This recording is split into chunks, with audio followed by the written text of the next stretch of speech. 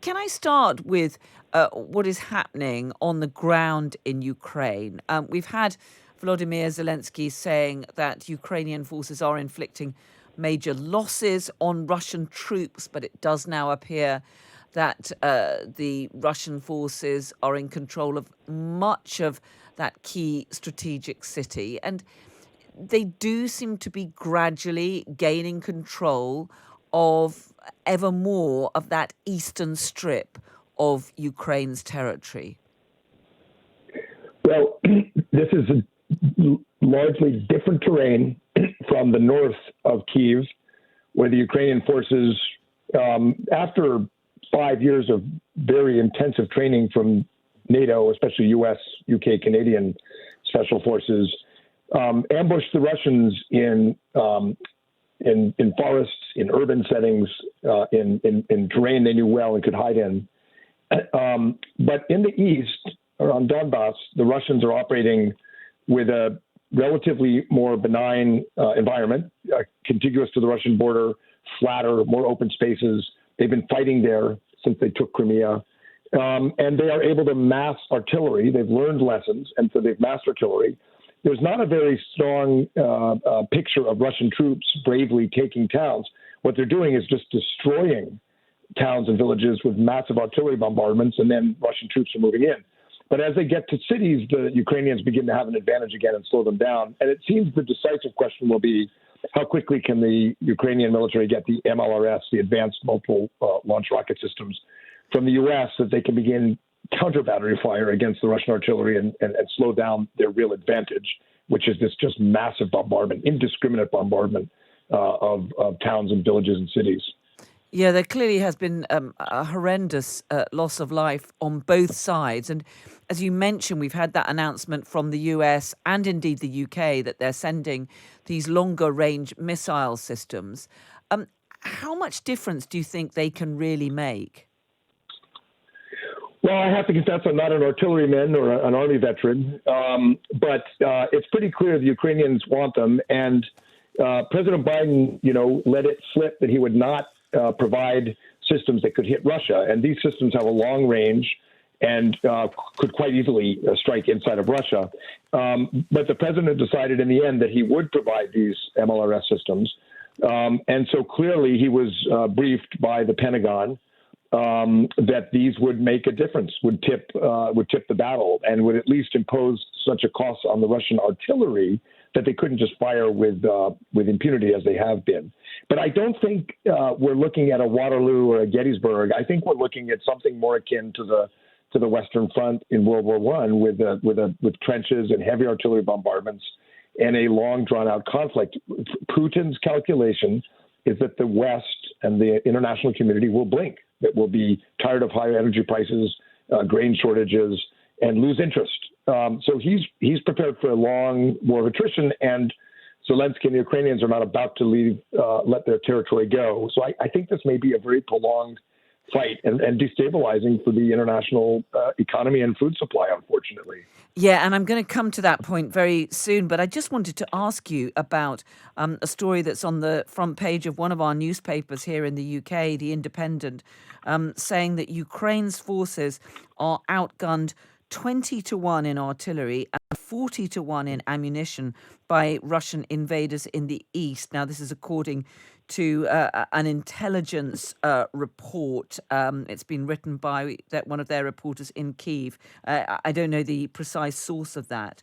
Do you think that it is perhaps the case that the Ukrainians here are seriously outgunned, and that could mean that the Russians will ultimately, after this long grinding war that you've been talking about, be able to gain control at least of that part of the east of the country? There's a river that divides that part, and the Russians are having a hard time getting across it. But it is quite possible they'll seize that whole section of Ukraine, which would be like chopping Scotland off of the UK. I mean, it's a considerable piece of territory. It's the breadbasket, and with important access to the sea.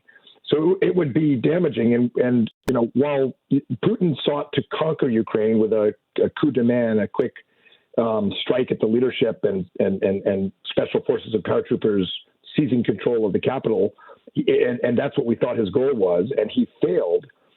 He has multiple goals. One of them is to destroy Ukraine as an independent entity, as a country that has chosen to leave the former Soviet space and identify with democratic Western values. And that for Putin is existential. So even if he can't benefit from Ukraine's grain or from Ukraine's population, which even the Russian speakers now hate Putin, if he can damage Ukraine, that will be one of his goals. And to prove that if you defy Vladimir Putin and lean to the West, we will destroy your country. That puts a huge obligation, in my view, on NATO and on the U.S. and the West to make sure Putin fails, to make sure Ukraine is successful. But that does not mean, I think, that the United States or NATO is prepared to help Ukraine take back territory, to go back on the counteroffensive, beyond providing weapons. So the recipe for a stalemate is pretty strong because both sides, Putin, Zelensky, are not going to back down and have a chance of prevailing, but it's going to be a seesaw battle, and probably for months, if not years. It's a grim picture, and today the UN Secretary General Antonio Guterres has said that the wider effects are getting worse. He's saying that about 1.6 billion people are likely to be affected by the effect of the disruption to food and energy supplies, and of course the price rises that are happening as a result of that. I mean, what did you make of that warning?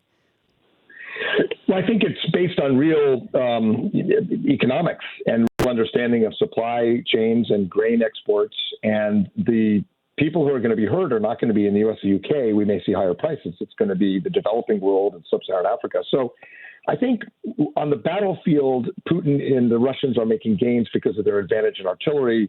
They may be able to take larger parts of the east of Ukraine. But the Ukrainians will take back territory. The fight will go on. But if you broaden the lens and look back, Putin's calculation is very likely wrong.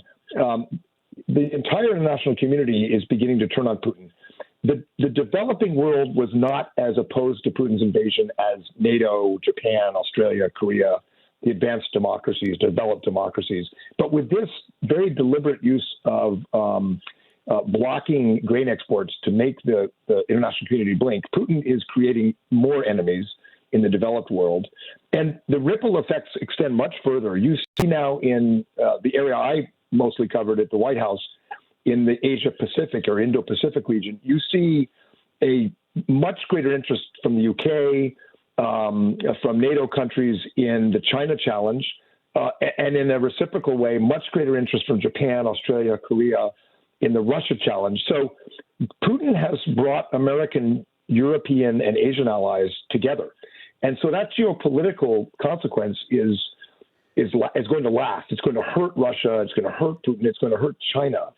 So there are many chessboards being played out right now. What we see on the chessboard in Donbass and the east of Ukraine is a tactical advantage for Putin. But strategically and geopolitically, he's really isolating Russia and threatening Russia's future in ways that could be almost existential for him if he's not careful. So many chess boards being played at once that we have to watch. You mean you think that Putin has made a fatal miscalculation in thinking that the West will lose the stomach for this fight?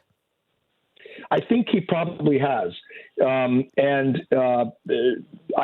quite certain he did not expect that Japan on the other side of the globe, or Singapore, or Korea would impose such tough sanctions on him.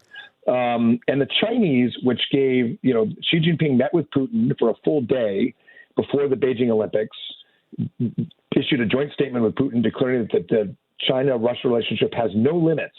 So he clearly gave at least a flashing green light to Putin to do this. And China is now paying a geopolitical cost. Whether China pushes Putin to back off or not remains to be seen. Okay. But what I would argue is the tactical gains on the battlefield are in Putin's advantage for now. But there will be back and forth seesaw fighting. But meanwhile, Putin's gamble, the international community will blink first. That's one race underway. Will we tire of this? But the other is, will the Russian people Granted, they're under his fist, but will they tire of the sanctions, which are going to continue to grow, and essentially the elimination of Russia from the international community? If you go to an international sporting event, you do not see Russia. It has been erased from the international community. And the brain drain of bright and talented technology experts from Russia. All of this is also happening and is draining power out of Putin's Russia at the same time. Which one of these things, breaks first, we don't know. But it's not all about what's happening on the battlefield. Do you think that there is a chance that that sense of isolation could lead to some sort of move within Russia against President Putin? Putin has spent his entire career as a KGB officer and then as the leader of the Russian Federation, ensuring he had a police state that would catch any plotting against him. And as we've seen, and as the UK more than any country knows, he's willing to go beyond his borders and have his thugs poison and kill his rivals. So it's a very tall mountain to climb for anyone to oppose Vladimir Putin. But, you think of Ceausescu in Romania, of the way that the Berlin Wall fell. When authoritarian governments start to crack, they can start to crack very quickly. So I don't see it happening soon. But the fatal flaw in Putin's calculation is if he's going to play the long game and try to get us to blink with grain embargoes and so forth, he's also putting at greater risk his own standing. The longer this lasts, the more the risk compounds for him as well, I think. Let me just ask you finally about that blockade, which we talked about, and the huge consequences of that to many developing nations in particular. We did see some initial discussions with Turkey about possibly trying to broker some kind of arrangement to break the blockade. Do you think that the US, perhaps NATO, or the US and other willing forces should somehow actually take direct action to break that blockade, which is having such a catastrophic effect on so many people? I don't think we should move to a kinetic option, to basically breaking the blockade with the threat of force. I think President Biden has been right about that. We do not want to get in a shooting war with Russian forces that could possibly escalate to nuclear war. It's just not worth it. So breaking the blockade, like the Cuban Missile Crisis, by threatening to send ships in and shoot if they're stopped, that kind of kinetic breaking of the blockade, I think, is too risky, given the nuclear angle. But I do think the Biden administration and U.S. allies, as we did in the UN, when the Russian diplomats walked out in faux frustration, but really embarrassment, because the international community and the General Assembly turned on them. And I think we mounted a diplomatic and economic campaign to pressure the Russians. This discussion with the Turks is probably not real. The experts on Putin and Russian foreign policy, and those who've dealt with Lavrov in the Biden-Obama administrations, in the Bush and even Trump administrations, will all tell you they lie. Russians lie. They create the hope or the mask of diplomacy, but they just straight up lie. It's part of how they operate. So I'm not sure that's a real negotiation, unfortunately. But I do think that the mounting pressure we saw from the international community and the UN can be brought to bear without military force to at least get some arrangement. Possibly, we need to try. Dr. Mike Green, former special assistant to President George W. Bush and a former senior director at the National Security Council.